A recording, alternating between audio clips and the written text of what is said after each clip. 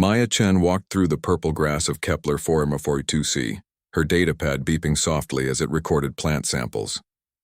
The 16-year-old girl loved these morning walks. The research colony was small, only 30 humans living on this distant world. Her parents were scientists studying how Earth plants could grow in alien soil.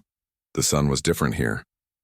It cast everything in a strange orange light that made the purple plants look almost black. Maya had lived here for 3 years now, ever since her parents joined the colony. She missed Earth sometimes, but this world had its own beauty. She knelt down beside a cluster of spiral-shaped flowers. They reminded her of DNA helixes from her biology classes. As she reached for a sample, her hand accidentally knocked over a small stone carving that sat beside the flowers.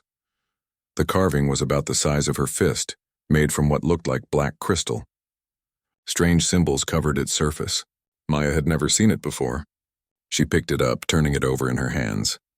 It was surprisingly heavy and warm to the touch. "What are you doing with that?" Maya jumped and spun around. 3 tall figures stood behind her. They were humanoid, but clearly not human. Their skin was pale blue, almost white, and their eyes were completely black. They wore dark armor that seemed to absorb light.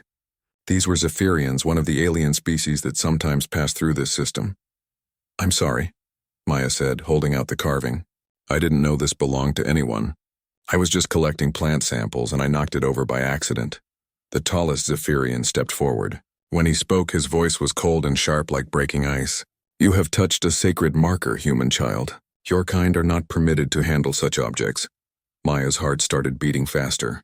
She had heard stories about Zephyrians. They thought humans were beneath them like insects or pets. "I really am sorry. Here, take it back."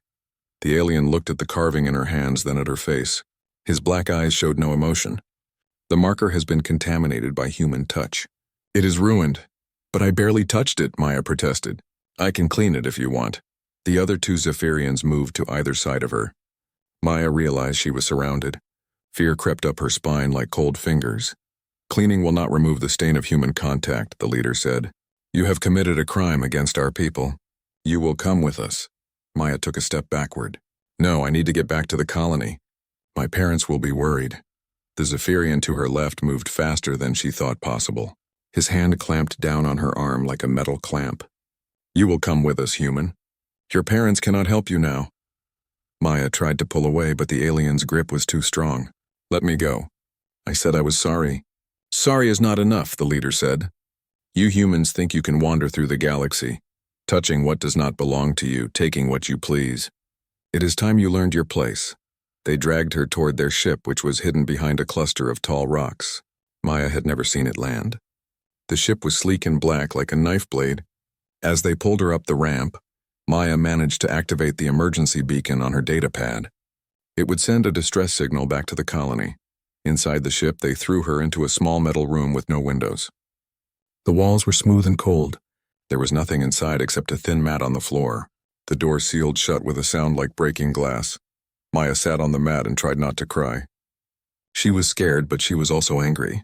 All she had done was touch their stupid carving by accident. It wasn't fair. Hours passed.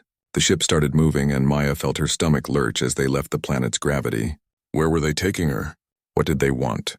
The door opened, and the leader stepped inside. "I am Commander Vex," he said. "You will address me as Master when you speak." "I want to go home," Maya said. Vex backhanded her across the face. The blow sent her sprawling across the floor.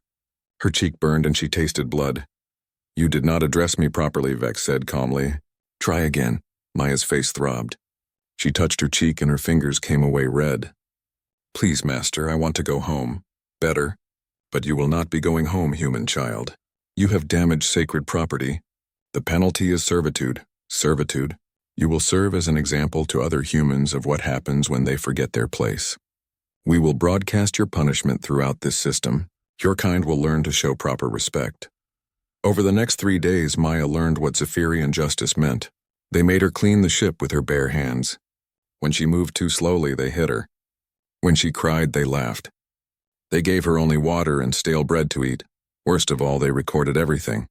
Vex explained that her suffering was being broadcast to entertainment channels across multiple star systems. Other species watched humans being punished and found it amusing. "Look how weak they are," Vex said to the camera as Maya scrubbed the floor. "See how easily they break. Humans think they are explorers and scientists, but they are nothing but animals. Watch how this one whimpers. On the third day, Vex decided Maya needed a permanent reminder of her crime. He heated a metal rod until it glowed red and pressed it against her left cheek. Maya screamed as the metal burned her skin.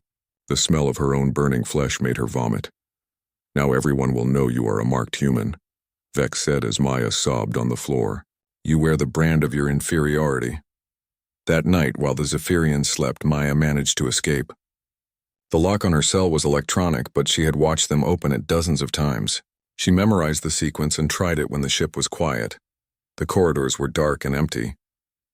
Maya crept through the ship, her burned cheek throbbing with every heartbeat. She found an escape pod and climbed inside.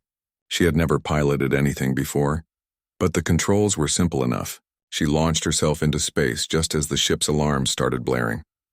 The pod's navigation system was set for the nearest human outpost. Maya activated the emergency beacon and sent out a distress call.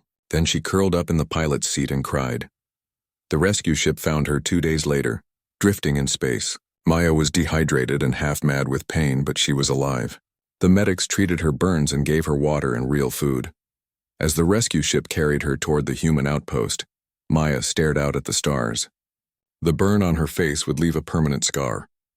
But that wasn't what hurt the most. What hurt was knowing that aliens across the galaxy had watched her suffer and laughed. The Zephyrians thought humans were weak.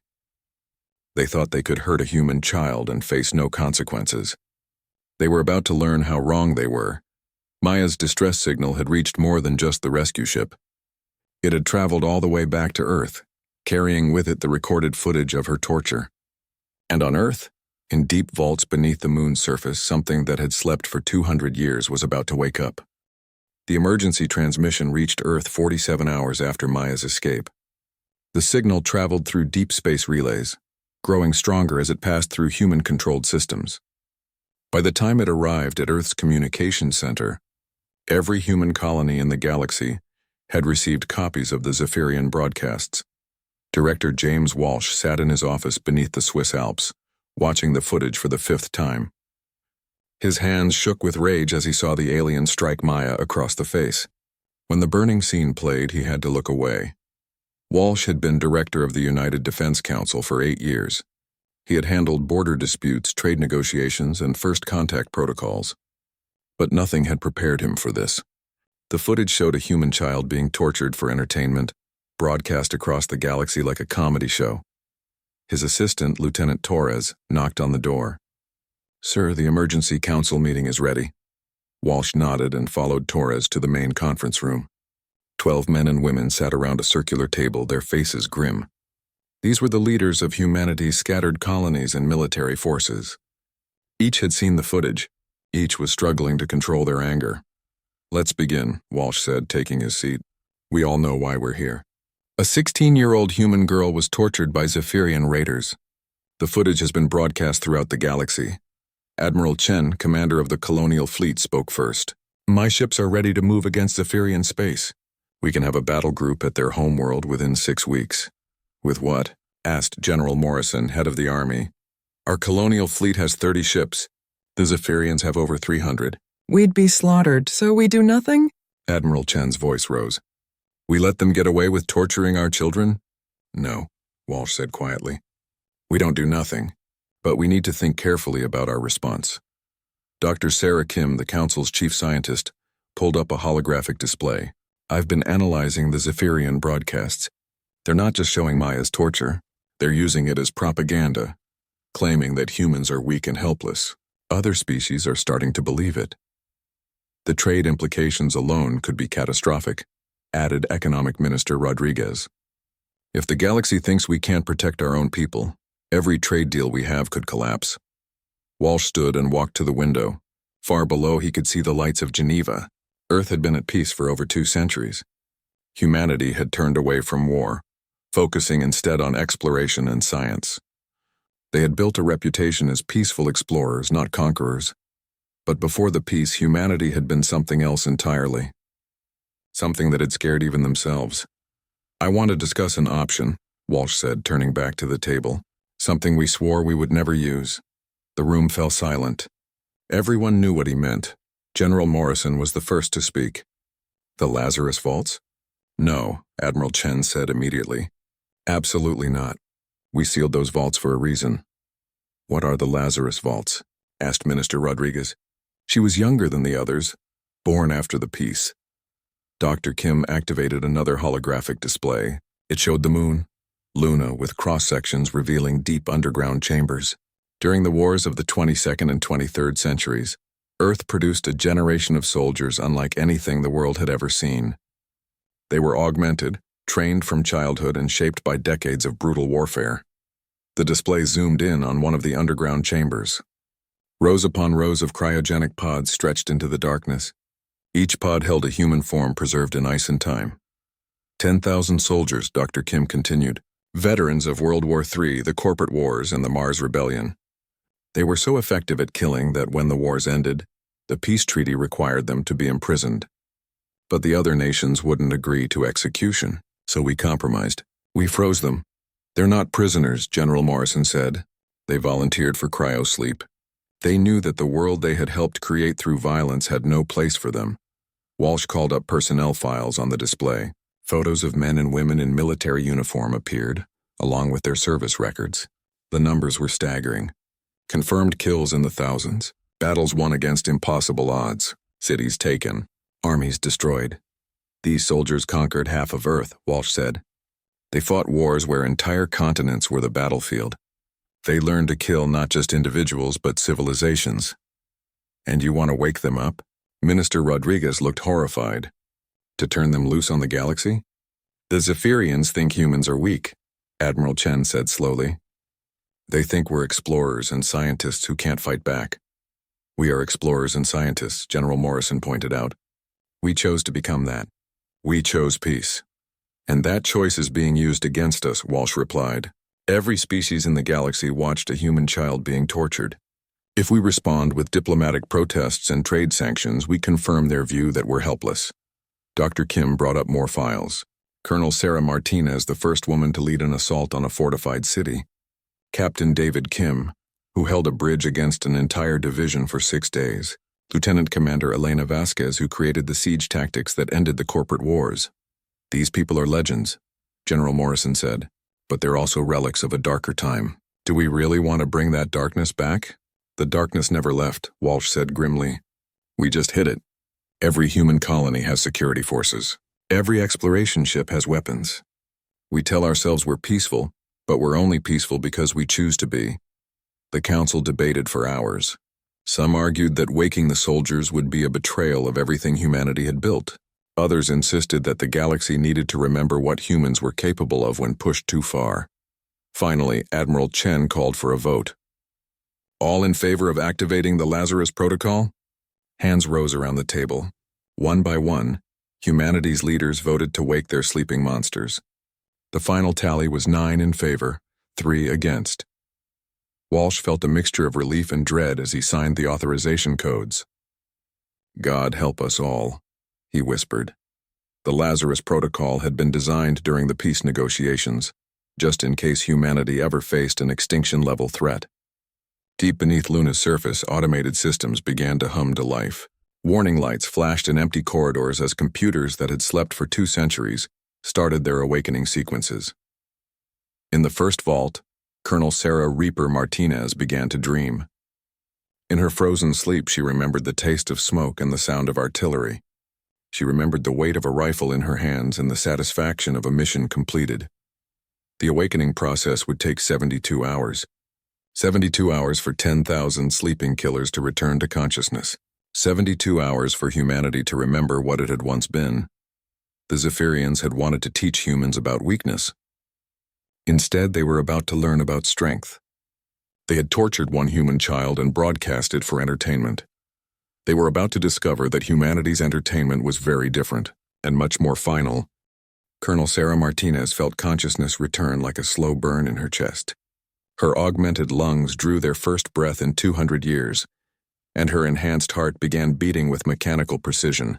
The cryogenic fluid drained from her pod with a soft hiss, and she opened her eyes to see the familiar ceiling of Vault 1. She sat up slowly, her body responding perfectly despite the centuries of sleep. The genetic modifications that had made her into a perfect soldier were still intact. Her reflexes were sharp, her muscles strong, her mind clear. She looked down at her hands and flexed her fingers. Scars from 100 battles marked her skin like a roadmap of violence. "Status report," she said, her voice hoarse but commanding. "Colonel Martinez," came a voice from the speakers. "This is Director Walsh of the United Defense Council. You have been awakened under the Lazarus Protocol. How do you feel?" Sarah stretched her neck and felt vertebrae pop into place, like I could kill a battalion. "Why am I awake, Director? We need you, Colonel. All of you. The situation is complicated." Sarah stepped out of her pod and walked to the nearest terminal. Around her, other pods were beginning to open. Steam rose from the cryogenic chambers as her fellow soldiers began to wake. These were her people, the warriors who had helped humanity conquer Earth through blood and fire. The terminal activated at her touch, scanning her biometrics. Data flowed across the screen, updating her on 2 centuries of human history. The wars had ended. Peace had been established. Humanity had spread to the stars, building colonies and conducting research. "We became explorers," Sarah said with disgust. "Scientists, peaceful little lambs wandering through the galaxy." "There's more, Colonel. Please review the attached files."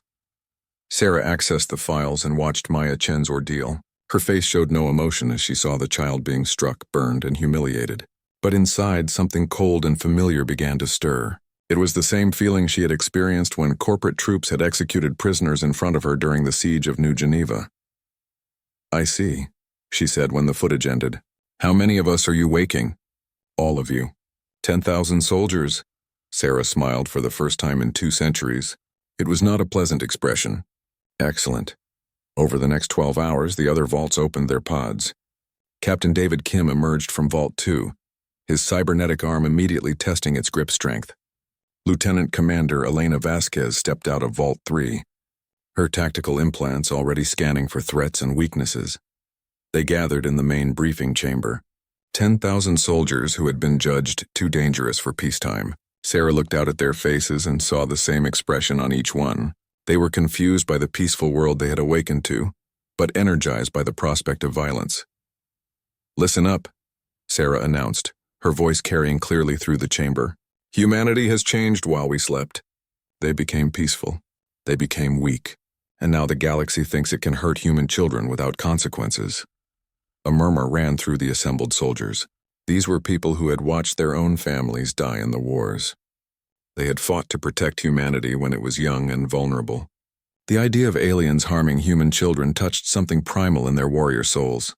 "They tortured a 16-year-old girl," Sarah continued. "They burned her face and broadcast it for entertainment. They think humans are weak because we stopped making war." Major Thompson, a veteran of the Mars Rebellion, stood up. "What's our mission, Colonel?" "Our mission is to remind the galaxy what humans are capable of when we're angry," Sarah replied. "We're going to find the aliens who hurt that child, and we're going to show them what human warfare really looks like." The soldiers cheered, a sound like thunder in the underground chamber. These were people who had been born for war, trained for violence, and perfected through conflict. They had spent 2 centuries dreaming of battle, and now they were awake. But as the cheering died down, Captain Martinez realized they had a problem. The modern human military wasn't equipped for the kind of warfare they knew how to fight. The colonial fleet was designed for exploration and defense, not conquest. "We need ships," she announced. "Warships.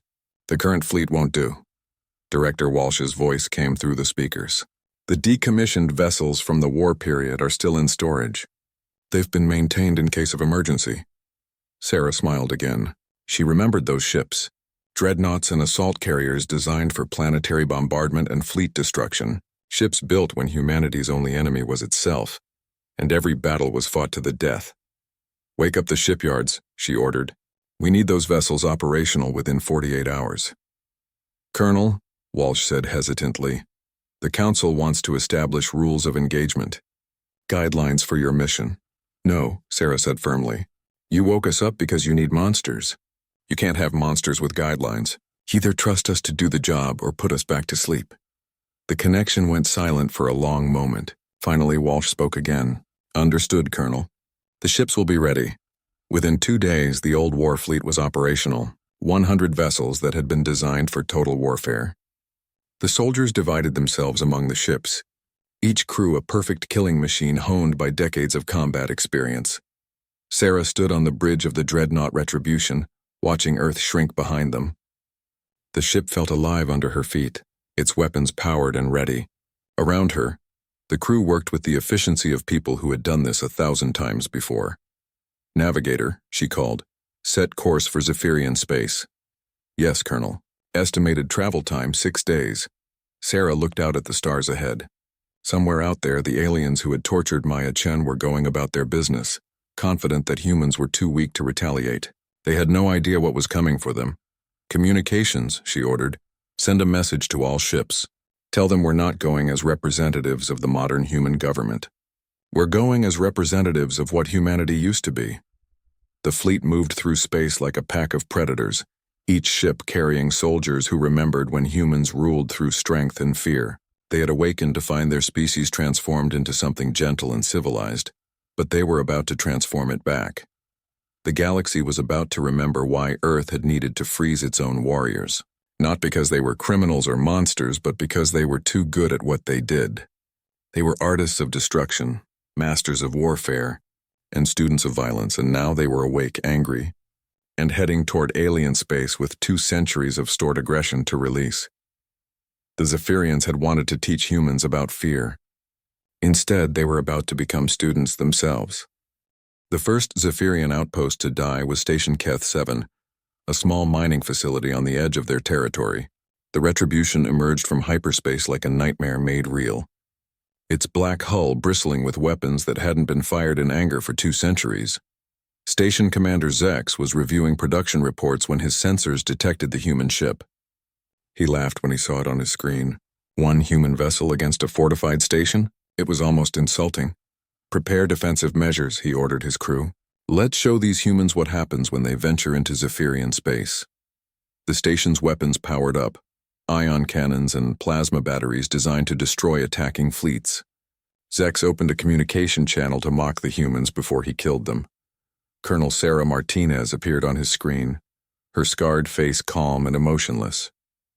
"Station Commander," she said in perfect Zephyrian, "you have 60 seconds to evacuate all personnel to the escape pods." Zex blinked in surprise. Humans rarely spoke their language, and this one's accent was flawless. "You dare threaten a Zephyrian station? You are 1 ship against our defenses." 50 seconds, Sarah replied. "I will enjoy watching you burn, human female." 40 seconds. Zex cut the transmission and ordered his gunners to open fire. Ion blasts and plasma bolts streaked toward the human ship, but the Retribution moved like a living thing, twisting and diving between the attacks with impossible grace. Its return fire was precise and devastating. The station's main reactor exploded in a ball of white fire. Secondary explosions rippled through the structure as compartment after compartment was breached. In less than 5 minutes, Station Keth 7 was nothing but drifting wreckage. Zex found himself floating in space, his escape pod one of only 3 that had managed to launch in time. Through the pod's viewport, he watched the human ship move through the debris field, scanning for survivors. The ship's tractor beam caught his pod and pulled it into the cargo bay. Zex expected to be tortured or executed. Instead, the humans simply downloaded his pod's data logs and released him. "Take a message to your people," Sarah's voice came through the pod's speakers. "You have something that belongs to us. Commander Vex and his crew. Find them, turn them over to us. You have 72 hours, and if we refuse," Zex managed to ask, "then we start visiting your worlds instead of your outposts." The escape pod was ejected back into space, its beacon activated so Zephyrian rescue ships could find it. Zex watched the human ship disappear into hyperspace, leaving behind only wreckage and the growing certainty that his people had made a terrible mistake. Across Zephyrian space, the pattern repeated. Mining stations, trading posts, and patrol bases simply vanished. Ships that went to investigate found only debris and a few survivors telling impossible stories of human ships that moved like ghosts and fired with surgical precision. Fleet Admiral Kex, Supreme Commander of the Zephyrian Navy, called an emergency meeting of his staff. The holographic display in his war room showed a map of Zephyrian territory, with red marks indicating destroyed facilities. 17 stations destroyed in 3 days. his intelligence officer reported. No casualties among the attackers. They're using some kind of advanced stealth technology we've never seen before. How many ships are we facing? Admiral Kex demanded. Unknown, sir. Survivors report seeing between 1 and 5 vessels at each attack, but the ships don't match any known human designs. Admiral Kex studied the tactical data. The attacks were too coordinated, too precise. This wasn't random raiding. This was a systematic campaign designed to cripple Zephyrian infrastructure while minimizing their own losses. What do the humans want? He asked. They keep demanding that we turn over Commander Vex and his crew, the ones who captured the human child, Admiral Kex cursed. Vex was a fool who had brought this disaster down on them. Where is Vex now? He's hiding on the pleasure station at Theta 9. He claims the humans will never find him there. Find him, Admiral Kex ordered. Bring him here immediately. If we give the humans what they want, maybe they'll stop this madness. But the humans had no intention of stopping. Captain David Kim led a strike force against the Zephyrian fuel depot at Gamma 12, cutting off supply lines to an entire sector.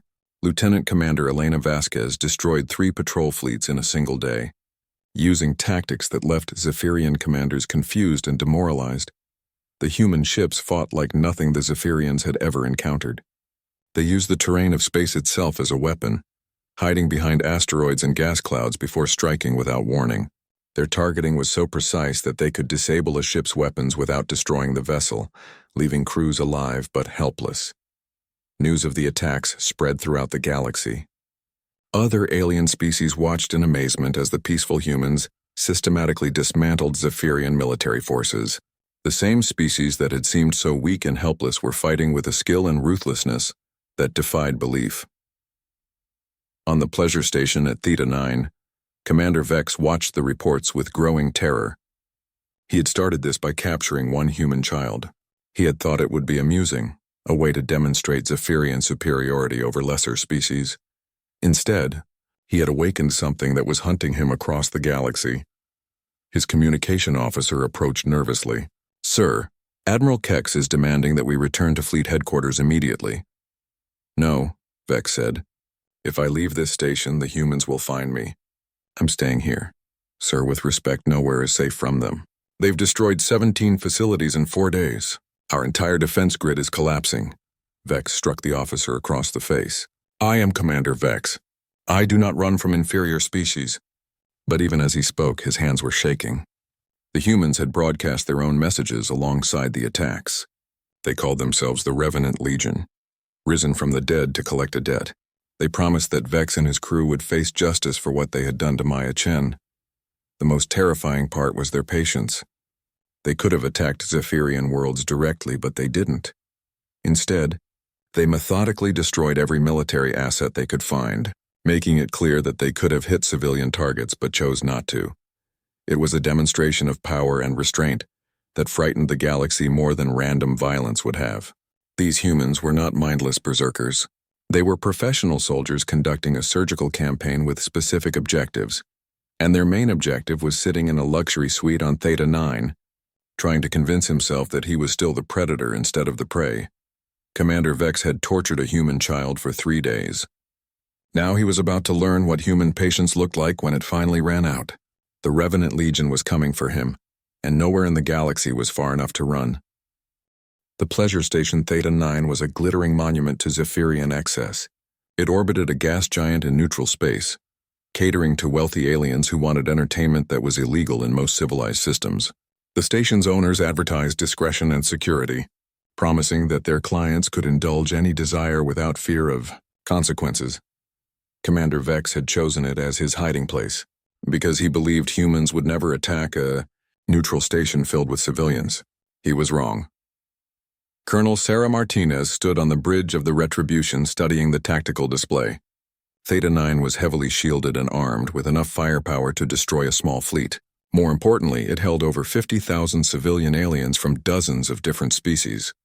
Colonel, Captain Thompson reported, we've confirmed that Vex is aboard. He's in the VIP section, level 7. Good, Sarah replied.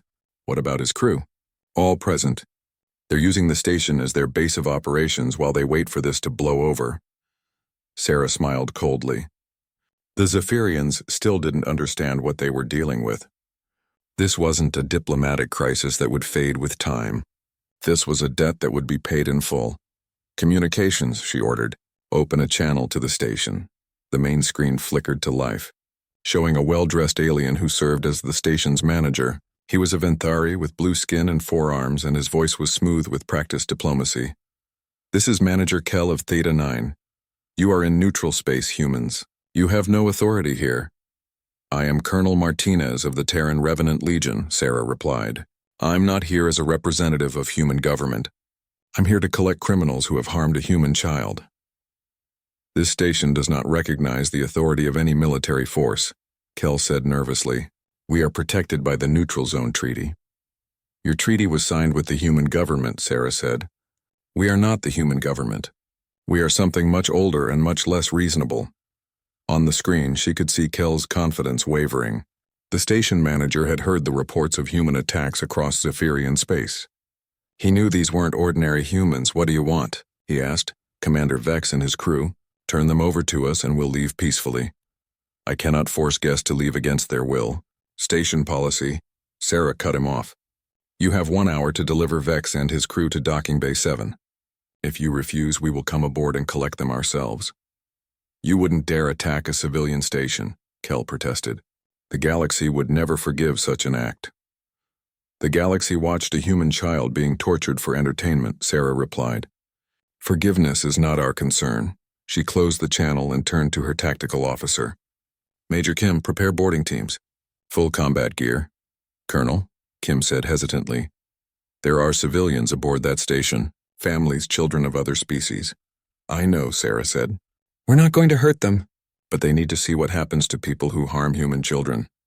Within the hour, human boarding craft docked with Theta 9. The station's security forces were expecting to face modern human soldiers, trained for peaceful operations and bound by rules of engagement. Instead, they found themselves confronting warriors from humanity's darkest period. The Revenant Legion moved through the station like ghosts of war. Their weapons were silent, their movements precise. Station security simply collapsed in front of them, unwilling to fight soldiers who radiated such controlled violence. Manager Kell met them at the security checkpoint, his 4 hands raised in surrender. Please, he begged, don't hurt the civilians. Where is Vex? Sarah asked, ignoring his plea. Level 7, Suite 742, but he's locked himself in with his crew. The door is reinforced. Thank you, Sarah said, and motioned for her soldiers to move forward. They found Vex's suite surrounded by private security guards. The aliens were well-armed and well-trained, but they had never faced humans who fought with the efficiency of machines and the ruthlessness of apex predators. The battle lasted 30 seconds. When it was over, the security guards were unconscious and the suite door was open. Commander Vex and his 2 subordinates cowered in the luxury suite's main room. They had weapons, but their hands were shaking too badly to use them. These were aliens who had tortured a human child for 3 days, but now they trembled like frightened animals. Commander Vex, Sarah said, stepping into the room, you have something that belongs to us. I don't understand, Vex stammered. What could I possibly have that? Sarah played a recording on her personal device. It was Maya Chen's voice recorded during her torture. Please, Master, I want to go home. Vex's face went pale. That was just discipline. The human violated sacred property. She was a child, Sarah said quietly. A 16-year-old girl who accidentally knocked over your marker. And you tortured her for 3 days. She needed to learn respect. Sarah nodded to her soldiers. They stepped forward and bound Vex and his crew with restraints that were designed for dangerous prisoners. The aliens didn't resist. Where are you taking us? Vex asked as they dragged him from the suite. Somewhere very public, Sarah replied. The galaxy watched you torture a human child. Now they're going to watch us return the favor. They brought the prisoners to the station's main entertainment center, a vast amphitheater where thousands of aliens gathered to watch gladiatorial contests and other violent spectacles. Sarah had her soldiers activate the broadcasting equipment, ensuring that every alien species in the galaxy could watch what happened next. The amphitheater fell silent as the humans took the stage. In the audience, aliens who had cheered Maya's torture now sat in nervous quiet. Sarah stood before the crowd, her scarred face visible on screens throughout the galaxy. I am Colonel Sarah Martinez of the Terran Revenant Legion. For too long, the galaxy has believed that humans are weak, that we are peaceful explorers who can be pushed around without consequence. She gestured to the bound Zephyrians. These aliens tortured a human child. They burned her face and broadcast her suffering for your entertainment. They thought humans would do nothing in response. Sarah drew her sidearm, a weapon designed for human-on-human warfare. They were wrong. The execution was quick and professional. 3 shots, 3 dead aliens, 3 examples of what happened to those who harmed human children. The audience sat in stunned silence as Sarah holstered her weapon. "Let this be a lesson to the galaxy," she announced. Humanity chose peace. We chose to explore instead of conquer, to study instead of destroy. But that choice can be revoked. She looked directly into the camera. We are the Terran Revenant Legion. We are what humanity was before we became civilized. We are your nightmares given form and purpose. Remember this moment and remember this warning. Human children are under our protection. The broadcast ended, and the humans left the station as silently as they had arrived. Behind them, the galaxy struggled to process what they had seen. The peaceful, scientific humans had revealed themselves to be something far more dangerous. In the months that followed, the Revenant Legion established themselves as humanity's dark guardians. They operated from hidden bases, striking at anyone who threatened human interests. Other species learned to treat humans with a new kind of respect, one born of fear rather than friendship. Maya Chen recovered from her physical wounds, but the scar on her face served as a reminder of what she had endured. She became a symbol for the Legion, proof that human innocence was protected by human monsters. The galaxy had wanted to see humans as weak victims. Instead, they discovered that humanity's greatest strength was their ability to choose restraint. And when that restraint was finally removed, the result was more terrifying than any alien nightmare. Commander Vex had tortured one human child for 3 days. The Revenant Legion had hunted him across the galaxy for 3 weeks. It was a fair trade by human standards. The galaxy was learning to appreciate human mathematics.